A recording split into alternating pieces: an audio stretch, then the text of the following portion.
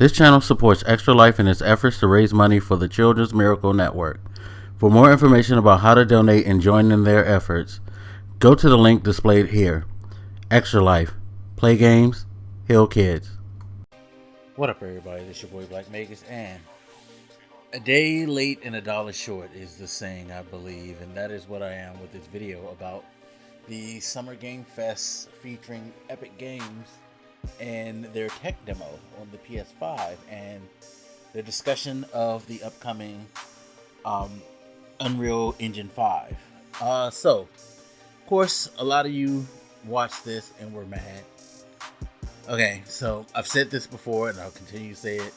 Most gamers don't really care about the tech shit. They only care to talk tech stuff when they have pretty much the basic terms which they can throw out there, you know, like frames per second. You know, everybody throws out 60 FPS as their like holy grail or their like, you know, tentpole requirement and all of that, because if it ain't 60 FPS then blah blah blah this, and if you can't do that then your you know product is, it ain't shit.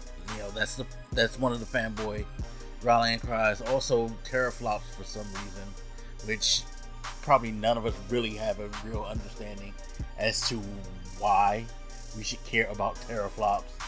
Get thrown out in the wild all the time in the ever, you know, lasting fanboy jargon and all that bullshit. Truth be told, when presented with a presentation where they go into deep detail and take a deep dive sort of into what's going to be fueling gaming, you know, in the years to come, y'all flipped out and be like, boo, this is whack.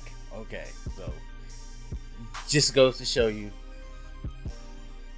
it doesn't really matter that much. It's like I say about politics. People don't really care about it except for the basic surface level stuff that can affect them personally. Otherwise, they can give a damn about the actual heart of the matter. But that's just me.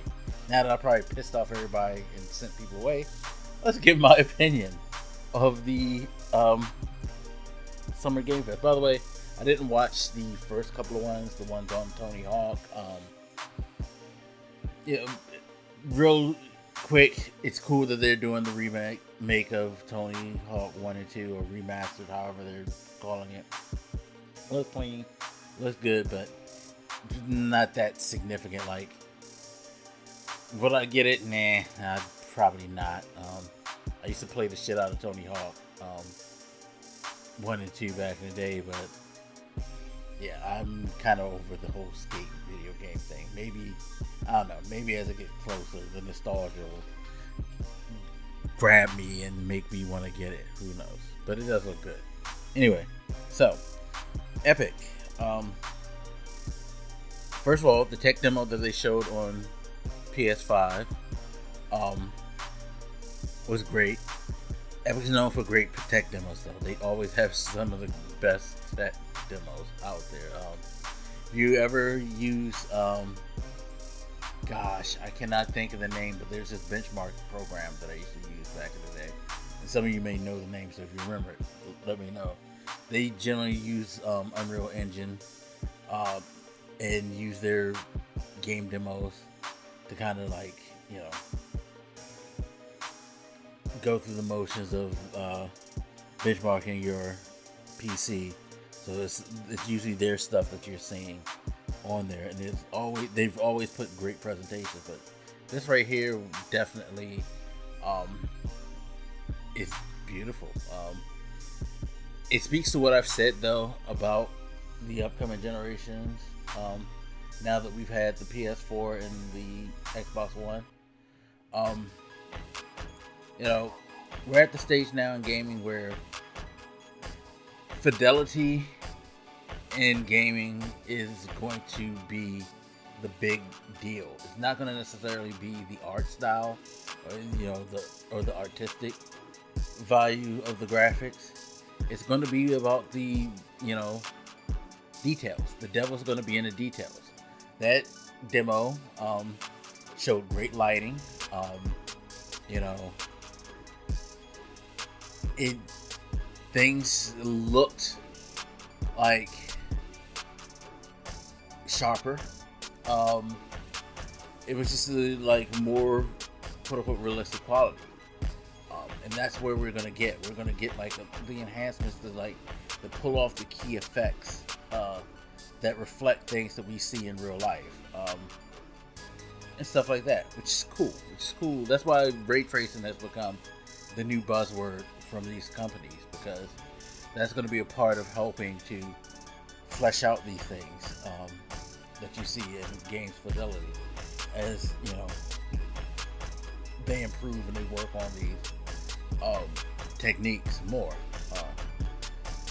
And then listening to Tim Sweeney and I forget the other two guys' names talk about this, it's very, very cool to me to see where we're going with these engines, especially when they were talking about how useful they have become in TV shows, like how The Mandalorian used it, and how, you know, it's becoming, you know, to the point where these engines that they're developing for gaming are now getting to the level of being so good that film production is starting to use it, because they're becoming more like one-to-one with what's been used before in CGI techniques. You know what I mean? Like, they can pull it off and make it seem like seamless within the film, like you see in The Mandalorian. Just goes to show you just where we're going in gaming, how like smooth and how like well stories will flow now, because they're generating something that is much more cinematic than ever before, and it keeps getting more cinematic. Like, and we've seen this happen with things like even the first Last of Us on the PS3. You know, but now you're getting more advancements, more details in things, and you're able to like create a better environment for these, to experience these games, and for films now to use for their experience. And I think it's really, really cool. I really, really think it's cool, and I can't wait to see where it goes. Like, I will still be that person that says that if you're not overly excited about things like, you know, ray tracing, about lighting and all of that stuff like that, you probably don't need the newer generation consoles. But if you appreciate stuff like that, then you probably want to get it ASAP. Like, I was going to get it ASAP just because that's just how I am now. Like, until the PS4, I've never got a console on launch day in my life.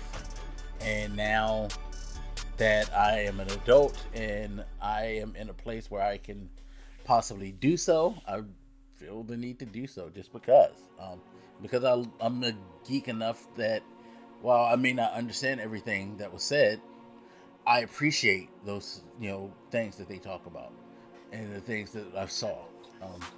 And I find it very, very exciting, and to see where it goes, especially since I'm of the mind that I want games to get more cinematic and more story driven and tell deeper tales and be able to convey them better visually, as well as the writing to continually improve. By the way, I need to get a new chair too, because this one's getting squeaky as hell, and it's getting to that time. Damn shame. Anyway, but yeah. So I appreciated that, and I'm curious to see like what we will get in the future with games from that. It's pretty exciting. So yeah, that was cool. That was very, very cool to me, at least.